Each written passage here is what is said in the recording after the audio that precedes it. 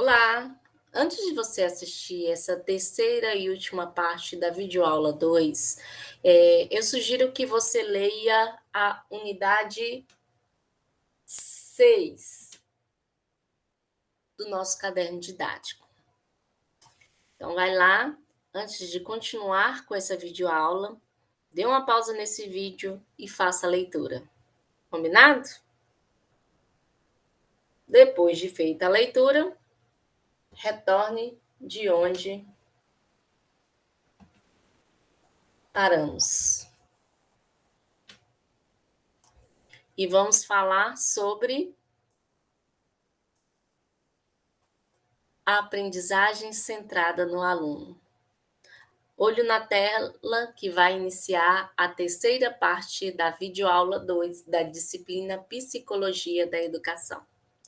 No Brasil, as ideias do psicólogo americano Carl Emerson Rogers tiveram difusão na década de 1970, em confronto direto com as ideias do behaviorismo. Rogers estudava as mudanças nos processos psicoterapêuticos e criou e desenvolveu um modelo de intervenção que designou de terapia centrada no cliente e fortemente sustentada por uma filosofia humanista.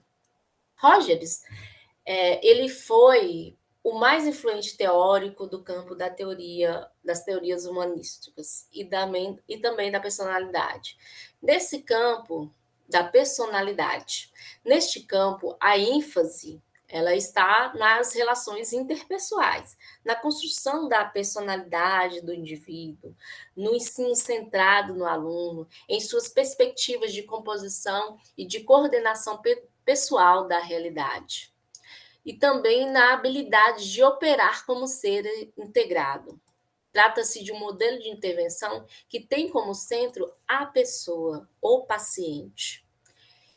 Diz-se centrado na pessoa, no paciente, porque Roger ele entendeu que o terapeuta ele não deve impor escolhas ou caminhos ao paciente.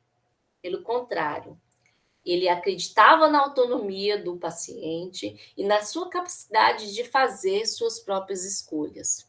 Essa teoria ela repercutiu fortemente na educação e resultou na defesa de uma aprendizagem centrada no aluno, uma aprendizagem significativa, que deve ocorrer por meio de relações interpessoais afetuosas e de interesse mútuo, tanto do professor quanto interesse do aluno. Bem, Rogers ele acreditava que no processo educativo, professor e aluno eles devem caminhar juntos, um aprendendo com o outro todos os dias, em um relacionamento autêntico, verdadeiro e transparente. Para Rogers, a autenticidade ela é a principal ferramenta do educador. E é ela, né, que vai conduzir o aluno a uma aprendizagem significativa. Uma aprendizagem que considera a pessoa como inteiro, a pessoa inteira, ou seja, envolve elementos tanto cognitivos, ou seja, o intelecto funcionando, quanto elementos de sentimento, curiosidade, vibração, paixão, e também elementos vivenciais, a prudência, a autodisciplina, a emoção da descoberta. De acordo com Rogers, para se alcançar a aprendizagem significativa, o professor ele deve direcionar o estudante às suas próprias experiências, para que, a partir delas, o aluno se autodirija. Tanto para Rogers quanto... não, desculpa. Para tanto, Rogers ele propõe a sensibilização, a afetividade e a motivação como fatores atuantes no processo do conhecimento. Uma das ideias mais defendidas na teoria de Rogers é que a pessoa é capaz de controlar seu próprio desenvolvimento e, por isso, ninguém pode fazer por ele, né? E para ele. É a pessoa que deve fazer. Assim sendo, foi que Rogers ele propôs a aprendizagem centrada no aluno. Roger defendia um tipo de aprendizagem que provoque a curiosidade do aluno e que leve-o a aprofundar mais e mais. Pois para ele, ensinar é mais que transmitir conhecimento, é despertar a curiosidade, é instigar o desejo, ir além do conhecido, né? O desejo de ir além do conhecido. Dessa forma, o papel do professor seria o quê? Atuar como facilitador da aprendizagem significativa, utilizando seu saber para guiar e facilitar o processo de aprendizagem, levando o aluno a fazer descobertas. Seria também auxiliar os educandos ou os alunos a aprenderem a viver como indivíduos em processo de transformação. Também incentivar o aluno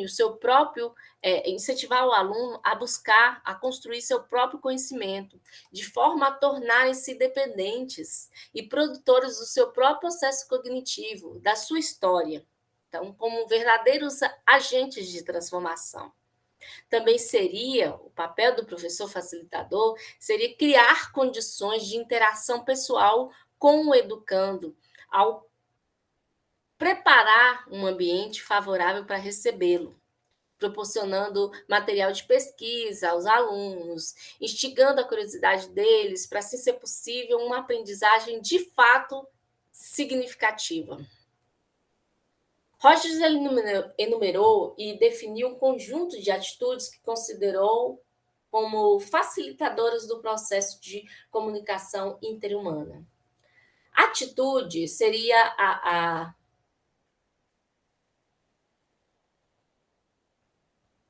atitude mais importante de todas, né?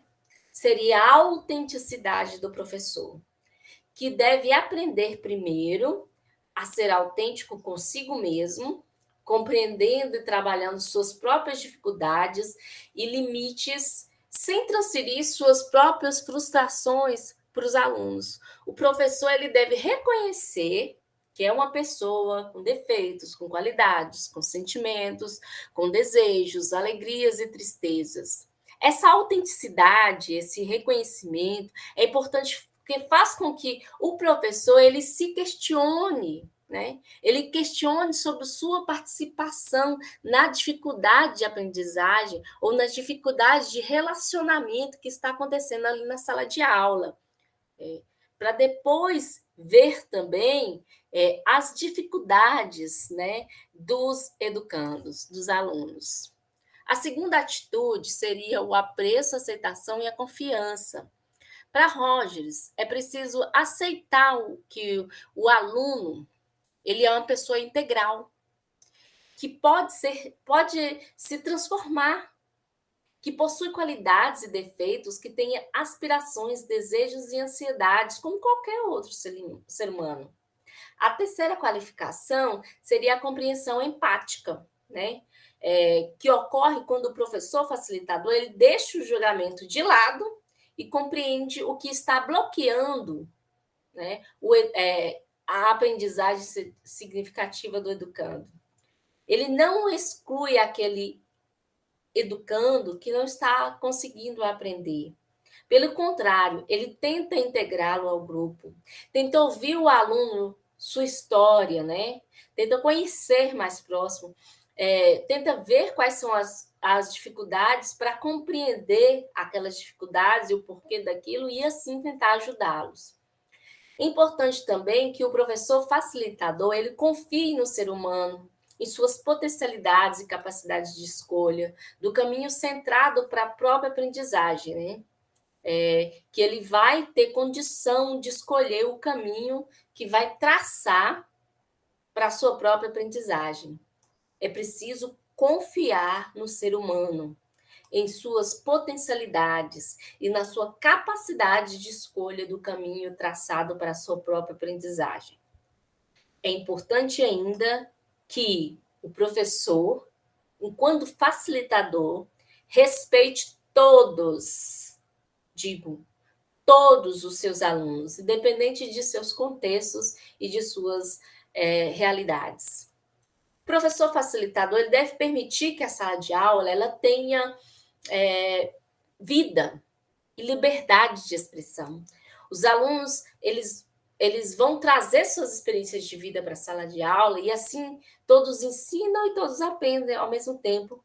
O professor vai ajudar o aluno a pensar sobre si próprio, vai fazer perguntas, vai ajudar a construir, né? E vai construir junto com ele o conhecimento, fazendo participar, dando voz a eles. O aluno que tem como professor que é o aluno que tem um professor com tais atitudes, ele vai se sentir valorizado, vai se sentir estimulado a aprender, né? E assim vai poder confiar em sua capacidade de aprender a aprender. Bem, para Rogers, o professor que desenvolve essas atitudes facilitadoras, ele não vai ter disciplina na sala de aula, porque ele saberá negociar os limites com os educandos. Ele planejará suas aulas de forma que aguce a curiosidade dos alunos em busca e também vai buscar e aprofundar seus conhecimentos. Ele poderá estabelecer um tipo de contrato estudantil no qual as regras elas são feitas junto com o aluno, né? Elas são pré-estabelecidas de forma que o aluno se responsabilize pela forma que o seu final ele vai ser avaliado e vai ser avaliado não só pelo professor, mas por ambos, por ele mesmo, por ele também, né? Prestando conta ao facilitador sobre tudo que aprendeu e pesquisou. Então, as atitudes facilitadoras também vão implicar em uma mudança do paradigma da avaliação. A avaliação aí, ela toma outro sentido na aprendizagem significativa. O aluno ele deve aprender a se autoavaliar de forma responsável, deve aprender a estabelecer critérios, a determinar os objetivos a serem alcançados e verificar se foram alcançados, embasando sua autoavaliação e também a avaliação do aluno. O erro que possa vir a ser cometido pelo aluno, até mesmo pelo professor, ele vai ser enfocado de uma maneira não destrutiva, mas sim de uma maneira produtiva, construtiva, durante o processo de ensino-aprendizagem. Porque o professor facilitador, ele vai orientar o educando, o aluno, para reencontrar o caminho certo, sem diminuir ele por causa daquele erro, sem julgá-lo, sem menosprezá-lo. Então, nesse sentido também, as provas, as avaliações discutidas na sala de aula, realizadas, elas vão ser feitas de modo que todos reflitam sobre as respostas que deram, tornando-se um momento não apenas avaliativo, punitivo, somativo, mas tornando-se um momento de aprendizagem também, um momento formativo.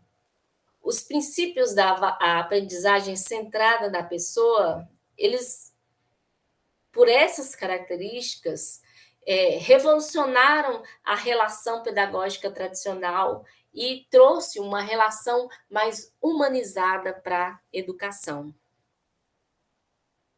Sabemos que é um grande desafio proporcionar um clima agradável, né, e favorável, onde os estudantes e professores se sentem livres para fazer descobertas desse tipo, sem sofrer pressões, censuras externas, se aceitando, né, com alta aceitação, sendo apenas o que se é, sem se enganar, se reconhecendo.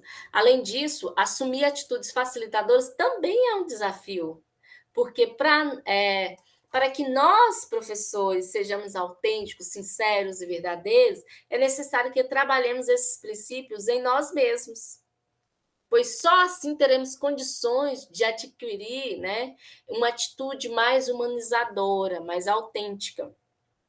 Só assim seremos capazes de evoluir como pessoas e de encontrar satisfação plena na nossa relação, na relação com nossos alunos. A aplicação da psicologia de rogeriana nas escolas brasileiras, ela se deu a partir de 1970. E por não haver uma compreensão adequada sobre os princípios do não diretivismo, né, traçado por Rogers, opiniões como do tipo: agora os alunos só fazem o que querem, essa forma, esse procedimento é só para deixar os alunos fazer o que quiserem. Isso é dar liberdade sem limites, os alunos não têm limite, né? Essa forma de ser tratado não está estabelecendo limites. E isso contribui para a indisciplina e o individualismo. Então, opiniões desse tipo, erroneamente, passaram a ser difundidas, né? E aí fizeram com que essas teorias mais humanísticas elas recebam resistências de vários atores, de vários educadores, de vários atores da sociedade em geral. No entanto, é importante compreendermos que a pedagogia rogeriana ela não significa abandonar os alunos a si mesmo, mas sim significa dar apoio para que caminhem, para que não caminhem sozinhos, para que estejamos junto com eles, aluno e professor caminhando juntos. Bem, chegamos ao fim da nossa videoaula 2. Aguardo vocês na próxima semana.